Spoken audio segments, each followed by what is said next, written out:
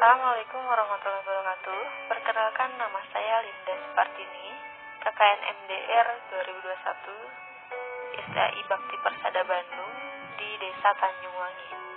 Wabah virus corona saat ini masyarakat di Indonesia, khususnya di Desa Tanjungwangi, dituntut untuk lebih waspada dalam menghadapi virus tersebut yang bisa menular melalui cairan tubuh, termasuk batuk dan bersin.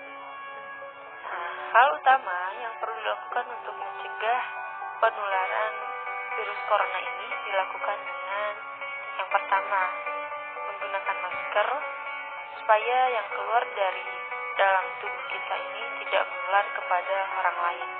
Yang kedua, biasakan untuk menutup hidung dan mulut menggunakan siku tangan, bukan menggunakan telapak tangan ya.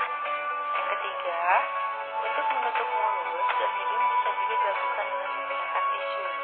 Namun jangan lupa segera membuangnya ke tempat sampah. Nah, yang keempat, yang terakhir nih, rajin-rajinlah untuk mencuci tangan menggunakan sabun, terutama setelah memegang benda apapun. Baik, itu adalah etika batuk dalam pencegahan COVID-19.